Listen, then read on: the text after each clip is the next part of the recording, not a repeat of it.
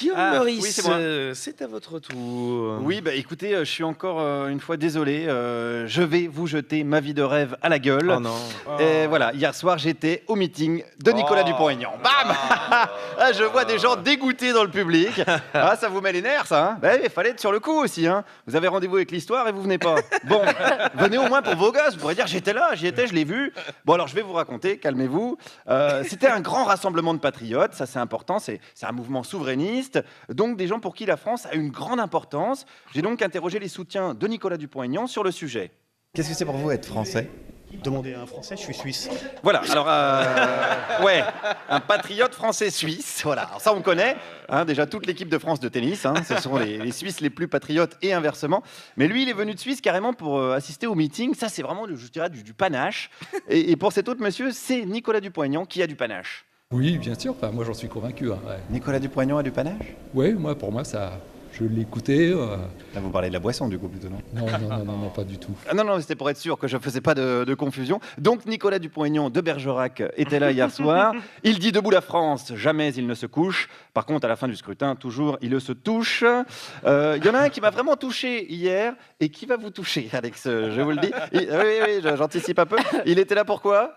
J'ai l'impression que la culture française, la chanson française entre autres, qui me tient très à cœur, est un petit peu attaquée. Vous venez pour défendre la chanson française? Une certaine idée de la France, comme disait, une certaine idée de la France, quoi. Voilà, la chanson française et l'imitation du général de Gaulle, c'est cadeau. C'est les deux passions de Vizorek. Un mec qui, comme vous le dites si bien Alex, a dû en fumer de la toute bonne, Je vous le confirme. ouais, ou qui a mélangé avec du panache.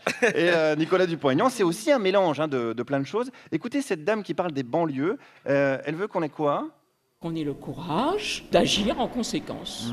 Et même si ça crée une émeute dans les banlieues, qu'on mette l'armée, qu'on nettoie.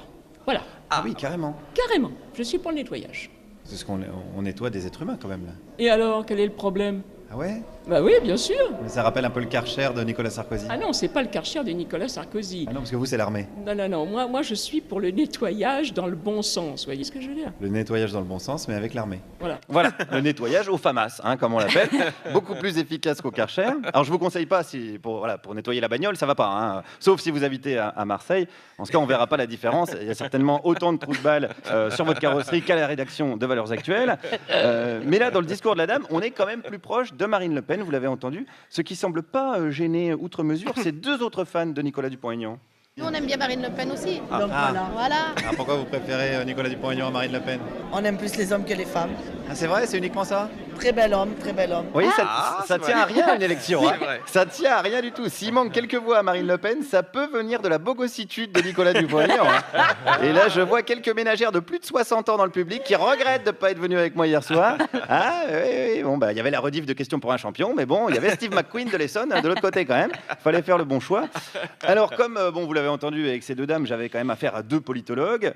J'ai continué la discussion. La France aux Français. C'est tout. Ah, Voilà. Hein ça, c'est un slogan du Front National. C'est pas grave. On est napoléonistes. Je suis on fidèle, est, je suis. De quel Napoléon vous parlez? Du grand Napoléon. Il n'y en a qu'un Napoléon. Hein Alors, non. Voilà. Le Corse. Mais il était complètement empereur, par contre. Comment? Il était empereur, par contre. Ah ouais. Ah. Oui, voilà.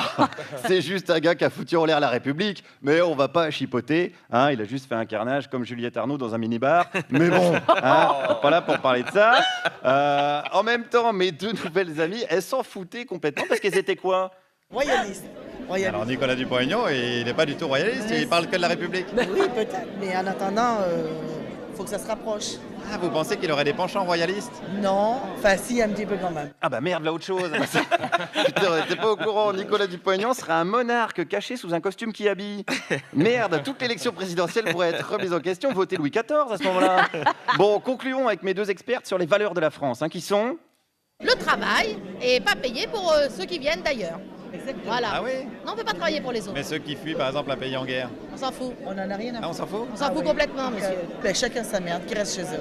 Je suis désolée. Ouais, bah je suis désolé aussi, voilà. Je vous avais dit hein, qu'hier, j'avais rendez-vous avec l'histoire de France, mais peut-être pas les pages les plus glorieuses, par contre. Merci Guillaume Meurice. Merci.